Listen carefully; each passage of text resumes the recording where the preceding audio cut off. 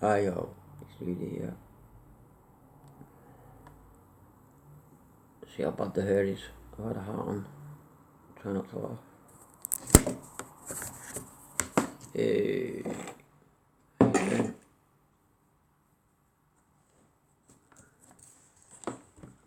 This is going to be called Justice. The hair is bad, isn't it? Fucking hell. Didn't realise it was quite as bad as that, but it's going to... you know, like, he used to have to... He was going to set up a dodgy tax dodging business. And you used to have to go to Bahamas, Cayman Islands, places like that. Or a Swiss bank account.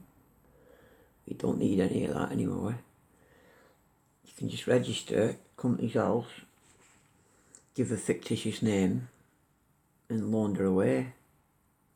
Obviously, it's legal to give fictitious names to company's house, but there's only ever been one person caught doing it, and that's the guy who did it in order to be a whistleblower and to expose what were going on, to show the loophole in the law that people was abusing. And so he called himself Vince Cable, registered a company, and got jailed for it. The only conviction for this crime. So I could do it sat here. I could do it from here. Register a company, and then you could use it to launder money. Just do as you will. Company's house have been lambasted for trumpeting the prosecution of a whistleblower who used Vince Cable's name to expose a gaping loophole exploited by fraudsters. The government agency hailed the conviction of 65-year-old businessman Kevin Brewer last month as the first ever secured under a law passed in 2006.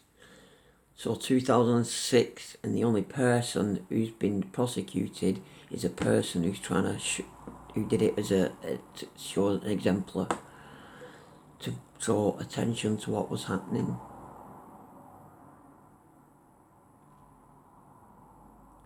Sorry, I'm saying jailed. He's been convicted. Not necessarily jailed, I don't know what. But whatever punishment he got, he's been convicted, hasn't he? Whatever punishment they give him is unjust, isn't it? He tried doing all sorts of other ways to highlight it, but no one was listening. I'm uploading a vlog at the moment, or attempting to upload a vlog at the moment. This is why I'm making this. I speak a little bit about this, but I don't show how we're going to bring up these details in it. Yeah, so this goes along with my other vlog. The guy whose name I can't remember is Kevin Brewer. Businessman Kevin Brewer acted very publicly to highlight a loophole, but has now become the only person ever sought to book for using it. So how many people are just... The case was described as absolutely insane, shocking and a farce, with one commenter on social media calling for... Oh, right. Who cares what social media say? If you want to know what social media say, you'll go and watch it, like you've chosen to watch this. How long you continue watching for it, entirely up to you. But I'm not going to read out other people's stuff to you, you know what I mean? Let them get their own fucking subs. It's a joke. Another company had an address which translated as Street of the 40 Thieves in Alibaba, according to the London Standard. The Italian mafia reportedly managed to set up one UK firm with the director named as Ottavio Il Ladro di Gallin, the chicken thief, whose occupation is listed as truffator, fraudster. So they're just laughing and joking, yet he's the only person who's been brought to book for it. So that's where justice does in this country. Look at Lynn Thaler. They extradited her to France. She's only got a holiday home there. She hasn't committed any crime on French soil, but she's created and produced GC meth, which they say cures cancer. How can you jail someone? It's not harmed anyone. No one's said it's harmed them. In fact, everyone's saying it's cured them of cancer. So the corporations have got together and made sure she's now in a jail cell, rotting in a French jail. And you see that I have not seen it. I've not really looked, but I've not seen it jumping out of the internet at me anywhere. Look, oh, it's only a £12 registration fee. In the vlog, what I did, I said £120. It's 12 quid, right? They choose to stop the process before paying the £12 registration fee to avoid breaking the law. See, they've got all different ways of loopholing it. It's open up for abuse. I'm not going to go into it and bore everyone who's not interested in that side of it, but look, anyone interested in it, it'll open your eyes how easy it is to do. You just know what people are doing now, what the new economy in Britain is.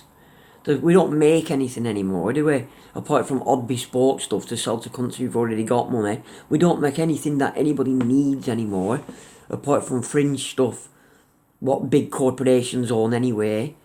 All the whiskey companies in Scotland are owned by foreigners. I think there might be a couple of independent ones kicking about, but any of the big ones, all the ones what get chosen for blends and that, they're American, Japanese, Chinese, whatever, they ain't Scottish. It's a corprotocracy. I'm going to even check that's a word, because it's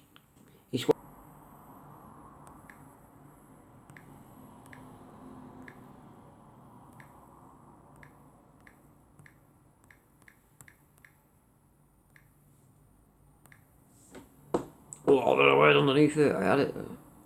I knew I'd spelled it wrong. Yeah, there.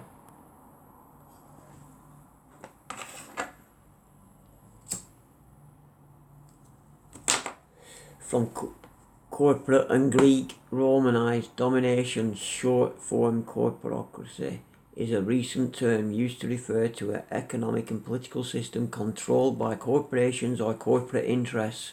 It is most often used as a term to describe the economic situation in the United States. This is different from corporatism, which is the organisation of society into groups with common interests. Corprotocracy, as a term, is often used by observers across the political spectrum. That's what we've got. Unregulated capitalism will naturally result in the development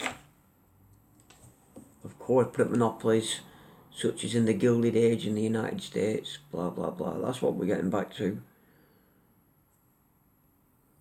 We're going back to that, but we're going back to it under new settings. The goalposts are different. We've got the technology's all different now.